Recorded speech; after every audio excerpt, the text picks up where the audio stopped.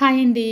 ఈరోజు వీడియోలో వంకాయ జీడిపప్పు మసాలా కర్రీ తయారీ విధానం చూద్దాం. ఇది టేస్ట్ అయితే చాలా బాగుంటుంది. పాన్ పెట్టి ఆయిల్ వేసి ఆయిల్ వేడెక్కిన తర్వాత ఉల్లిపాయ, పచ్చిమిర్చి, కరివేపాకు, ఉప్పు, పసుపు వేసి ఉల్లిపాయ ముక్కలు బాగా ఫ్రై చేయాలి. ఉల్లిపాయ ముక్కలు బాగా వేగిన తర్వాత అల్లం వెల్లిపాయ పేస్ట్ వేసి అది కూడా బాగా వేపిన తర్వాత ఇప్పుడు దీంట్లో కట్ చేసి ఉంచిన వంకాయ ముక్కలు, ఒక కప్పు జీడిపప్పు వేస్తున్నాను. కొంచెంగా సాల్ట్ కూడా వేసి బాగా కలిపి మూత పెట్టి మగ్గనివ్వాలండి. జీడిపప్పు నానుతుంది అనమాట. ముందే ఫ్రై చేయకుండా ఇలా చేస్తే బాగుంటుంది. ఇంక ఈ రోజు ఉపయోగిస్తున్న ఈ పాత్ర వచ్చేసి ద ఇండస్ వ్యాలీ అనే వెబ్సైట్ నుంచి తీసుకున్నానండి. ఇది వచ్చి గిన్నె మోడల్లో వచ్చింది అనమాట. స్టెయిన్లెస్ స్టీల్ ట్రీప్లే మెటీరియల్ అండి. విత్ లిడ్ తో పాటు వస్తుంది. 20 సెంటీమీటర్స్ అయితే ఉంటుంది. ఇది వచ్చేసి 3 లీటర్స్ కెపాసిటీ అండి. ద ఇండస్ వ్యాలీ మీరు ఏ ప్రొడక్ట్ తీసుకున్నా కృపాట్ వల్ల అని చెప్పేసి నా కూపన్ కూడా ఉపయోగించారంటే కనుక వాళ్ళు ఇచ్చే డిస్కౌంట్ తో పాటు ఎక్స్ట్రా 12% డిస్కౌంట్ అనేది ప్రతి కుక్వేర్ పైన ఉంటుందండి. దీని లింక్ కావాలనుకుంటే లింక్ అని కమెంట్ చేయండి. ఇంకా వంకాయ మగ్గిన తర్వాత కారం, ధనియాల పొడి, గరం మసాలా వేసి బాగా కలిపి తగిన నీళ్లు పోసి బాగా కలిపి మూత పెట్టి తక్కువ మంటలో ఒక 5 నిమిషాలు ఉడకనివ్వండి. అంతేనండి, ఎంతో టేస్టీగా వంకాయ జీడిపప్పు మసాలా కర్రీ తయారైపోయింది. మా ఊరు సైడ్ అయితే